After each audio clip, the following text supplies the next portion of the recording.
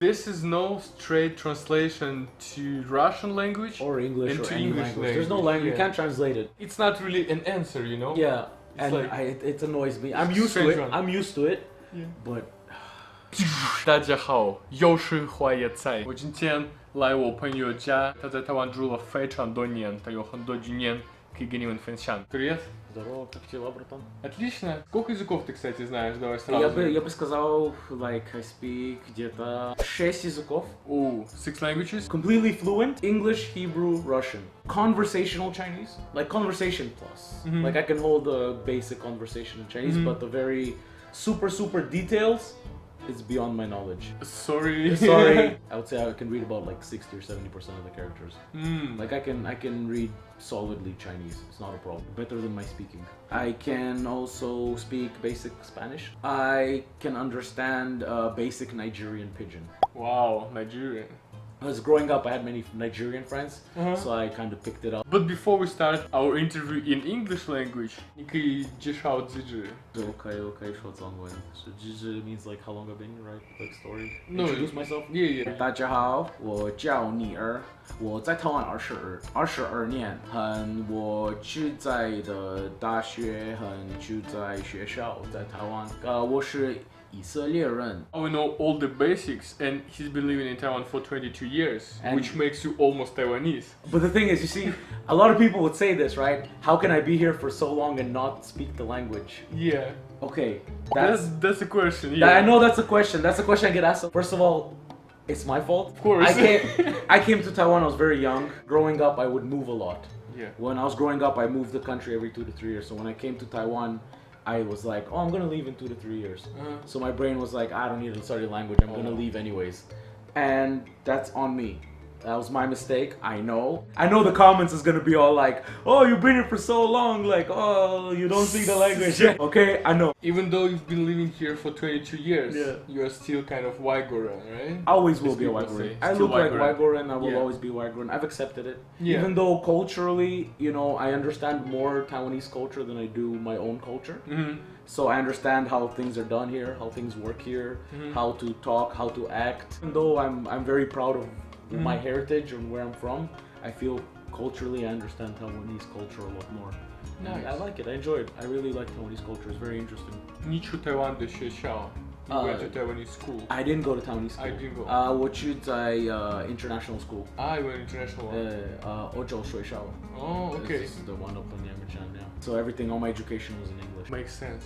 Not an excuse for not knowing Chinese though. Not Yeah. an excuse. Not an excuse. But anyway, what Taiwanese environment, Taiwanese culture taught you? The biggest lesson for you? I would say the biggest lesson the Taiwanese culture has taught me would be patience. You have to be very patient and very understanding with everybody around you. If you do something wrong, people are not like, oh, you did this. It's like, okay, you know, people are very patient with you. Because sometimes, you know, you don't know what the person had to go through to get to this point in their life. So it just taught me to be very patient, to talk like slowly, to really like understand, to try and understand a person and really to kind of comprehend what it is. Actually, this is a good point. I've been thinking about this a lot. It's the same. We Russians, we can get angry easily, right? So when you write someone cut you, пидорас на подрезал. Like you start screaming, you get angry, right? Yeah. And this is really stupid. You're just wasting your energy, right? Exactly. And my wife always say like, stop, and I'm shouting like, why are you angry? Yeah. It's simple but I understand. situation. You need to pay attention. Yeah, but I mean, you see how Taiwan drives. Yeah. You see I the mean, driving here, the blue trucks, come on. It's understandable. It's hard to be patient. Driving in Taiwan has taught me patience as well. Yeah. To be like, okay, cool. Right. They try. Right. I'm also like learning with help of my wife, you know, like to be more patient. People make mistakes, you accept it, you help them. It's cool. For sure, 100%. Getting back to driving though. Yeah. What about driving? Taiwan. I've been driving a car for 10 years here in Taiwan. The Trucks? blue trucks, the taxis, woo, patience. Yeah. Have you been in any car accidents? I actually had one recently, actually. Really? Yeah, I had one about 2 months ago. So I was driving in this alley, right? And there's a guy in front of me. It's like a one-way street. And the guy in front of me, he stopped. Yeah. And then I stopped. And he started reversing and he hit me backwards. Oh, okay, I got it. Yeah, but to give him credit, even though I didn't have the recording of it, right? And it would look like it was the front of my car and the back of his. When the police arrived, he did tell them like, "Oh, it was my fault. This happened and this." Okay, So everything was very calm and very organized. It's another point. A lot of Taiwanese are really honest. Yes, I would agree with that. There's no bad intentions when certain things, if you need help, like for example, you need help with something. Like many people will go out of their way to help you. Very endearing. It's very, very heartwarming, and you can see it's very genuine. Do you have any stories about like? When I've been lost before, I would ask somebody for help. Like, oh, how do I get here? So even if they need to go that way, they would still go with me this way, all the way to where I need to go, just to be like, oh, here. Yeah. And I felt like, wow, this is really, they did it because they wanted to, not because they had to. And that's very genuine. So whenever I try, I also try to kind of help as well. Yeah, sometimes I feel really guilty. I lived in Russia for like 20 something years, right? You're always kind of cautious about certain things. One time I was in the alley, I was just like walking slowly. And I saw a man, narrow alley, no people there. Guy just started staring at me like, watching me what I was doing. And I kind of got a little bit angry, like, what the hell are you looking at me? Yeah, because it's normal reaction for Russian people. You don't look, in Russian people's eyes. It's like you're like trying to find some problems. Yeah. And for me it was like natural Russian reaction. Yeah. I was like what? And guy just came to me, said, "Oh, buhawisi, nimilula, woki bani jao ni jude difan." And I was like, oh my god, I got like, You got so calm. Yeah, and I was just feeling like, it's like stupid. I just felt angry at some person who wanted to help me. There's certain things in the culture that you're used to.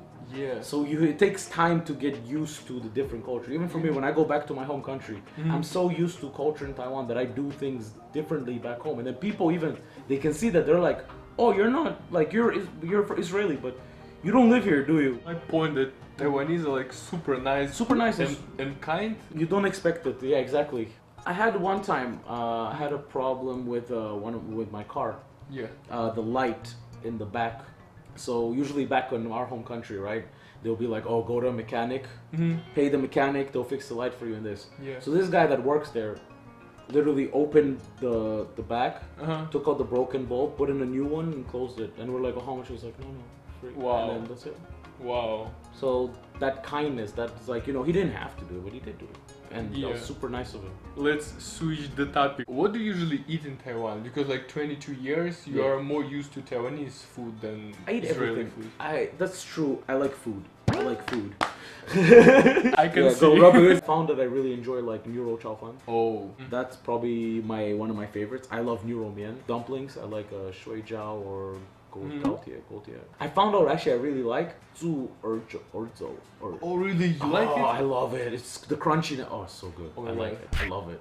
I cannot eat it. Really like it. I like probably the first foreigner who likes It's so good. You put on the rice with soy sauce, dude. That's good, bro. What I don't like though, I don't like tofu. Not just stinky tofu. Any tofu. Just any tofu. Any tofu. I don't like tofu at all. Like dogan, dopi, anything. All tofu. I do like doya. I love that. It's so good. So good. Yeah. I don't like a hot pot. Really? I don't like hot pot. Nah, I don't. Hot pot? You don't like hot pot? I don't like hot pot, dude. Why? I don't know. It's not my flavor. But they're like different flavors. Still, man, I haven't found hot pot that I enjoy. You've lived here 22 years, a really long time. Let's talk about some nice places in Taiwan. Taiwan has a lot of nice places. That's very hard to pick one. I'll go like a few. I'll break it down into two categories. Okay. Major tourist attractions and like less known. Major tourist attraction, I'll start with Taroko as my number one. Taroko Gorge. Alishan, Hehuashan. Like I like mountains and nature and stuff. That would be beautiful. Less known, I'll go with Shell Temple. So there's a temple in the north in Yangmingshan that's made out of seashells and corals. The whole temple is just made out of seashells and corals. Probably one of my favorite places. I've been here for 22 years. There's one place in Taiwan I have not gone to yet. Yeah, which one? Taidong. Really? I've never been to Taidong. So Taidong is one of the places that I have to get to. Actually, my favorite city in Taiwan is Tainan. Tainan. I really like Tainan. It's very special. The history and the food and everything. Tainan for me would be my number one city. pretty nice old houses, which are left from like Dutch era. Dutch era. Most buildings in Taipei, they're all modern. So Yeah, it's that's very true. not a lot of history to see. I like the Taipei Zoo. I really enjoy going to the zoo. Taipei Zoo. Because when I was younger, I wanted to do animal behavior. Like I really wanted to study as. 我们聊一下台湾的文化哪里不一样。In comparison to your country, what are some traditions or customs in Taiwan which you are the most impressed by, you know? The one I find really cool, and this is a very small thing, but I think it's super cool. So basically during exam times in Taiwan, right, you pray to this one god, I don't know his name, but he sits on a bull, on like a ox or a bull, I'm not entirely sure. So because of that, you're not allowed to eat meat. Like you're not allowed to eat beef. Exam god or something, but because he rides on a bull, you're not allowed to eat beef during that time, and then once you finish your exam, then you pray to this god, and then you can eat beef again.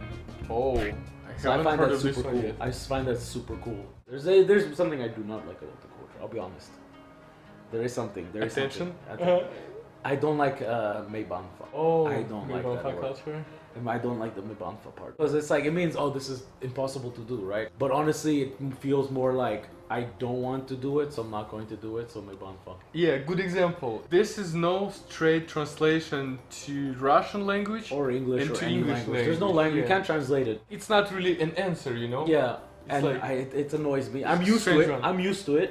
Yeah. But do you have anything that you think is interesting in the culture? When I first came to Taiwan, I really hate how bus drivers drive their buses. It drove me crazy. Couldn't speak any Chinese, 我就不会讲中文。我那时候想要跟他们吵架，但是因为我不会讲中文，我就没办法。And then after 2-3 years, when I learned Chinese, and now I can argue with them definitely. Yeah. But now I am not that person anymore. Yeah. Now I cannot argue with them somehow. You've integrated into the culture. Yeah, so for me it's like, it bothers me. I want to argue, but I will not. I became Part of it. kind of, more patient. More patient, and you've calm, you understand the culture more and stuff like that. I find really interesting actually the funeral culture here. So I know before that, right? Even right now I've seen it. It's like you have like strippers at funerals. Strippers and Yeah. Yeah, that's For the real? thing. You can Google it, dude. Yeah, for real. It's a bad thing to say, but now I want to go to see some funerals. It's very interesting. It's very interesting. Now, I'm not 100% sure of the reason why, but what I read, and I might be completely wrong. I might be 100% wrong on this. It's more about kind of bringing people to the funeral to make it bigger, to show that there's more people there. So that's the thing that I've noticed. Yeah, there is. Sometimes you'll see like during a funeral, like you'd have a truck with a pole and a stripper on it. Yeah, really? Yeah, not all, obviously, but some. It's a tradition. 台湾人，我真的不知道这个是什么东西，你们可以留言一下，为什么台湾的 funeral 有 strippers? Not all of them. Some of them. Not some of them. Some of them, yeah, some of them. Oh, during these 22 years, did anything happen in Taiwan that just changed your mind or way of living? For me, it's a little bit different because when I came here, I was very young. So I came here first time when I was 4 years old. So it was I kind of grew into it.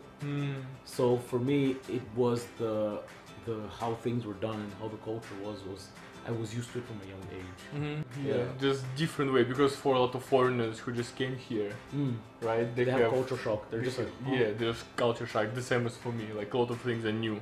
As I said at the beginning of this video, Tashiga Gershow, right? You're a rapper.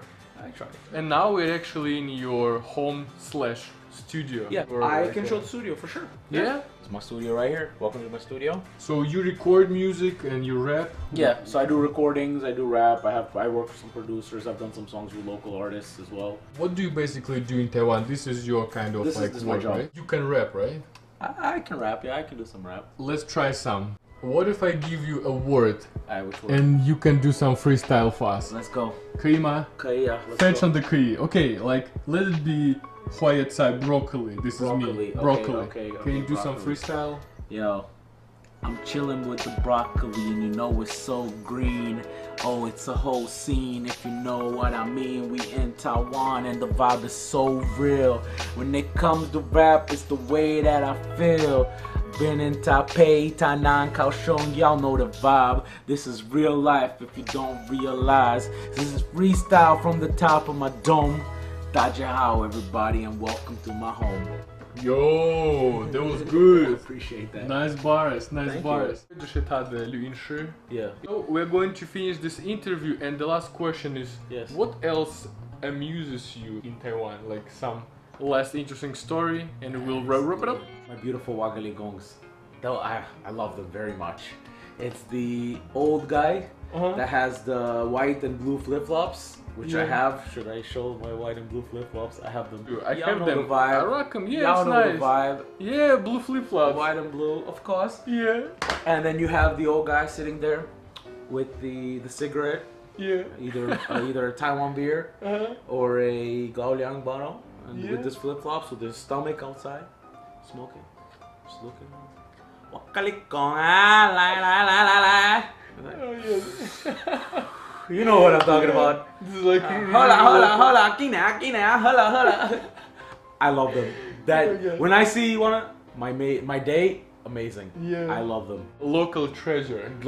That is really a local treasure. Protect them at all costs. You must protect them. 当地的宝宝 like Yeah, a treasure, right? like a 宝宝 treasure. Fortunately, 我们要结束这个影片。谢谢你参加谢谢。我的访问。